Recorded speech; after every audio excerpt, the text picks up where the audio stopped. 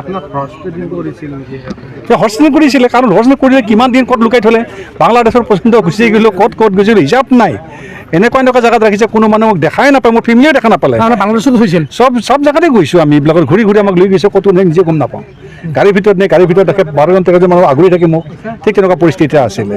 They are mettled against the Bodoland People's Front, which had emerged as the single largest party during the results for the recently held BTC election. खुलुमबाय बयखौबो hello SP ब्लगनि नायगिरि नोंथांमोनखौ गासैखौबो आंनि चेनेलावहाय बरायनाय थाबाय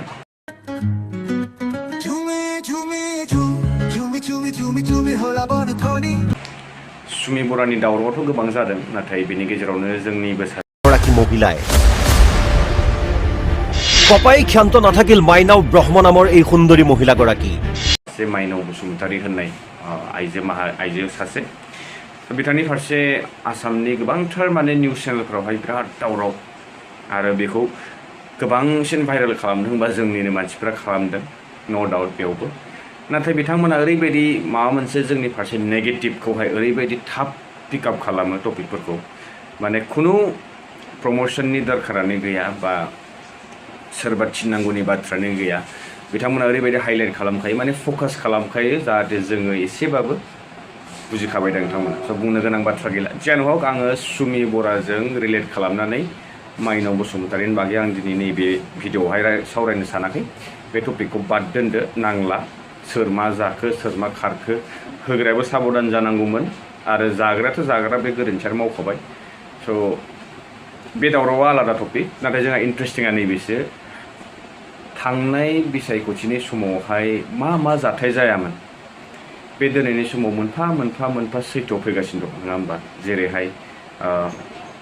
सिगि खालामनाय पाब्लिकखौहाय ओरै थोरै आसनि मोननायनिफ्राय बन्चित जानांगोन दानना होगोन होननायखौथ' आं अलरेडि खोन्थाबाय दा जायफ्रा नायाखै नोंथांमोना चेक इन खालामनो हागोन नैबे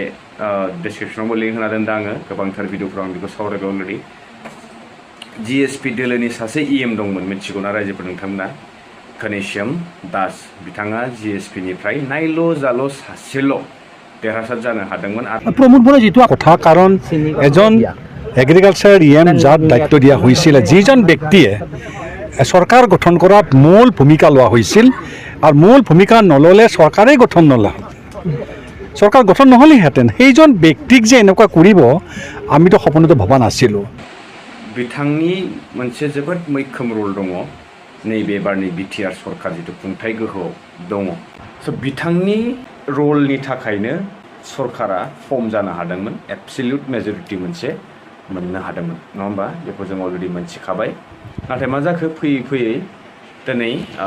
गोबांथार माने उनाव थांलाय फैलायाथ' जाखायो नालाय थांलाय फैलाय जाबाय बिदिनो नांगौ बायदि संख्या इनाफ जाहैबाय बेनिफ्राय दा जायबा मेन रल लाग्रा व्यक्तिया जोगार जाबाय बेनिफ्राय दिनै बिथाङा रियेलाइज खालामदों दिनै रियेलाइज खालामनानै बिथाङा बै समाव जानाय जाथायफोरखौ जे जोंनि गेजेरावनो गोबांथार दैदेनगिरिफोरा माने रुलिंआव थानायफोरा बुंदोंमोन जे बे नंखाय माखाय बेबायदि जायाखै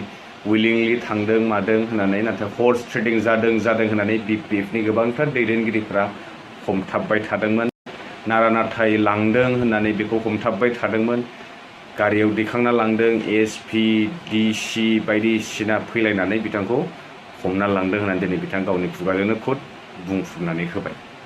কাৰণ যি কথোপকথন আমাৰ যেতিয়াৰ লগে আমাৰ হেমন্ত বিশ্ব শৰ্মা ডাঙৰীয়া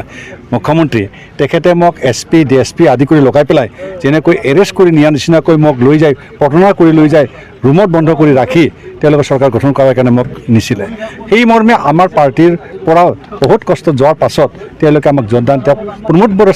ডাঙৰীয়াক চৰকাৰ গঠন কৰাৰ চাপৰ্ট দিব দিছিলে अब्ला नायदो रायजो राजा नोंथांमोन बुजिदो माबायदिहाय जोंखौ खोमसियाव दोननो हायो मा जुजियाखै दिनैनि समावहाय मोनसे आनकनस्टिटिउसनेल बिथांमोना गभर्नमेन्ट फर्म खालामदों जायबा मेजरिटि मोननाय मेजरिटिया फार्स्ट प्रेफारेन्सखौ मोननांगौमोन जे बिथाङा मोनसे एबसलिउट मेजरिटि श' खालामनो हायो नाथाय बेनि सिगांनो बिजाथिफोरखौहाय लाना थांजोब्बाय हर्स ट्रेडिंनि मुङाव बिभिन्न बेलेग हटेलफोराव दाब जायगाफोराव लाबथिंबाय थाबाय माने फन कल गैयि खुनु कमिउनिकेशन गैयि बेबायदि खालामना दोनदों माने सावरायनो मोनला गुबुनजों रावजोंबो सावरायनो मोनि बेबायदि अबस्था दा थाबाय थानाय बर्तमाननि आसामनि सीएम बिथांनि मुंखौबो लाबावदों बिथाङाबो बेबायदि लांदोंमोननो बेबायदि खालामहैदों होननानै दिनै बिथाङा घनश्याम दास बिथाङा खुद बुंबाय अब्ला बे सैथो नंखाय होनो हानाय नङा बे दिनैनि समावहाय गासिबो मोनसे जाथायफोरा जालांजोब्बाय थ' जि जानांगौ जालांबाय नाथाय खोथाया बिसोरदि दिनै सैथोनि मुङावहाय सैथोखौ नागिरनानै जेराव मोनखाला अब्लाबो बिनि गेजेरावनो जोङो माखासे इन्सिडेन्टफोरखौ नोजोर बोनानै नंगौ नङा बेखौ बिजिरनो हायो बयबो नंगौना नङा थ' बिदिनो घनश्याम दासआ बुंफ्रुना होबाय जे बिथांनि फारसे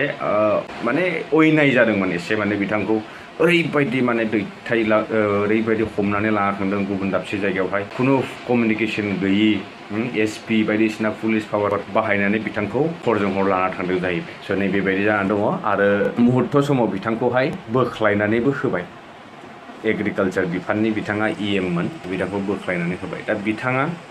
बे बाथ्राखौ दिनै फोरमायदों अब्ला सरकार दानायाव जे फ्लर टेस्ट जादोंमोन बेफोरबो माने गोबांथार माने फ्लर टेस्टआवबो माने इनाय जादों दा बेफोर बाथ्राफोरखौ दिनै बुंनानैथ' लाब गैला अब्लाबो जास्ट मोनसे इनफरमेसन शेयार खालामनो नोंथांमोनजों नैबेखिनि सर्ट सुंद' भिडिअखौ लानानै फैदों आरो लोगो मोनबावगोन मोनसे इन्टारेस्टिं टपिकजों